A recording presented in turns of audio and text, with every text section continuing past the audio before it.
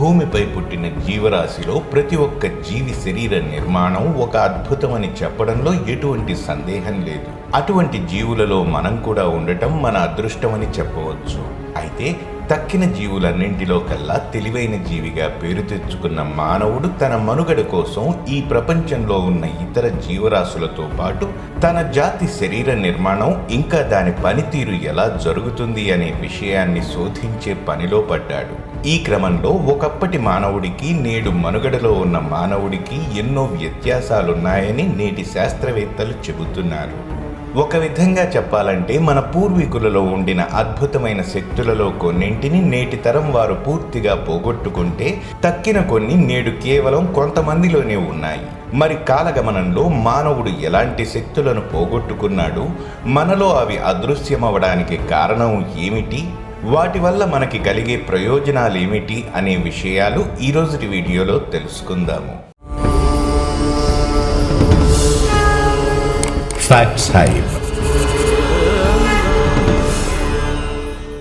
ఆది మానవుడి నుంచి ఆధునిక మానవుడిగా ఎదిగే క్రమంలో మానవ జీవనశైలి, శరీర ఆకృతిలో ఎన్నో మార్పులు జరిగాయనే విషయం మనలో చాలా మందికే తెలుసు.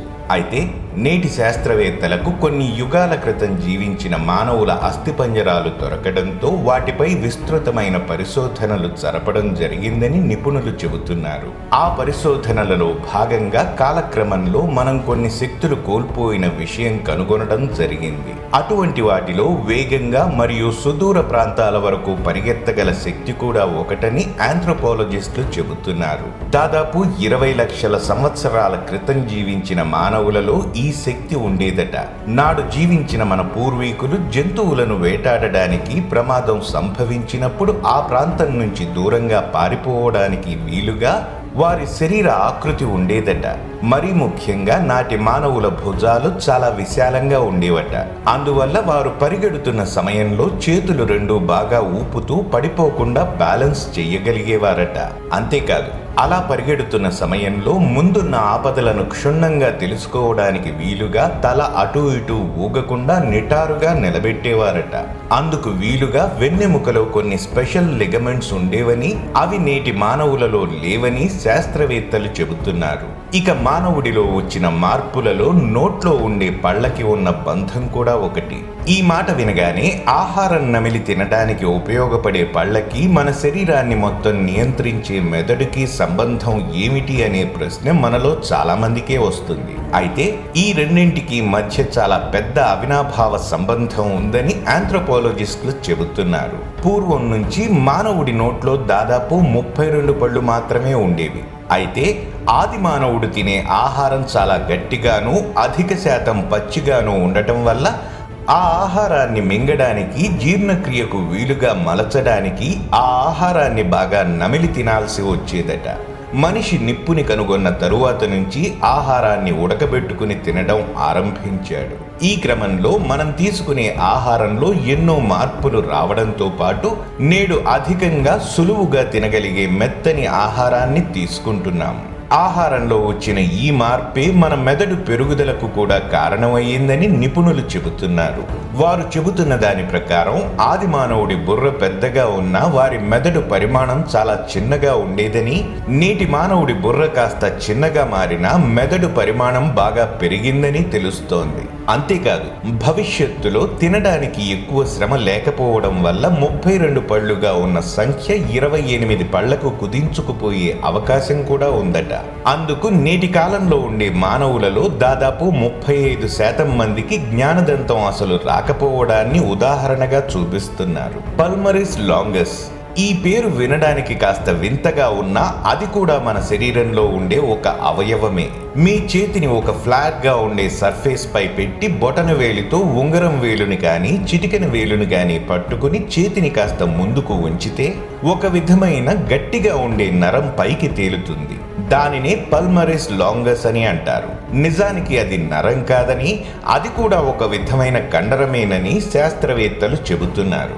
మనం దేనినైనా బలంగా పట్టుకోవడానికి, మరీ ముఖ్యంగా చెట్లు, తాళ్లు వంటివి పట్టుకుని పైకి ఎక్కడానికి అవసరమయ్యే పట్టుని మన చేతికి ఈ కండరం అందిస్తుందట. అయితే నేటి కాలంలో చాలా మందికి పెద్దగా శారీరక శ్రమ లేకపోవడం వల్ల పోను ఈ కండరం కూడా మన నుంచి మాయం కానుందట. ఇప్పటికే ప్రపంచంలో దాదాపు 15% మందికి పల్మరెస్ లాంగస్ అనే కండరమే లేదని, రానున్న కాలంలో ఈ శాతం మరింత పెరగనుందని శాస్త్రవేత్తలు చెబుతున్నారు.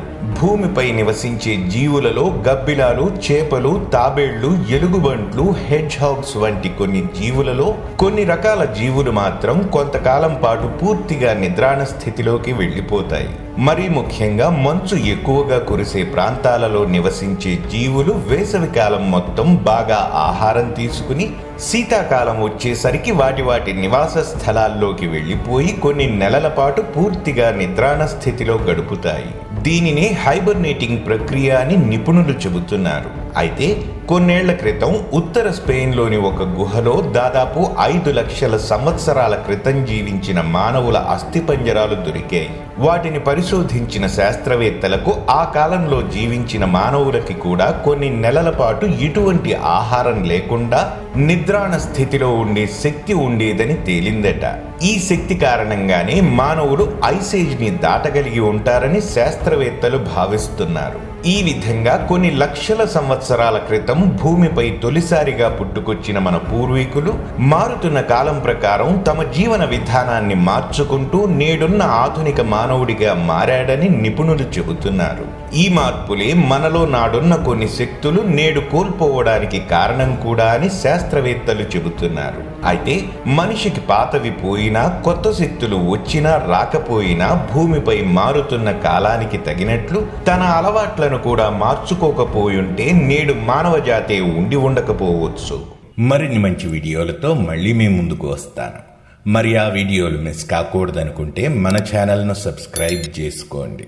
అలాగే వీడియోస్ని లైక్ అండ్ షేర్ చేయడం మరచిపోకండి. మీకు తెలుసుకోదలిచిన విషయాలను క్రింద కామెంట్ బాక్స్లో తప్పక తెలియజేయండి. వీడియో క్రింద డిస్క్రిప్షన్లో పొందుపరిచిన మన సోషల్ మీడియా లింక్స్ కూడా ఫాలో అవుతారని ఆశిస్తున్నాను.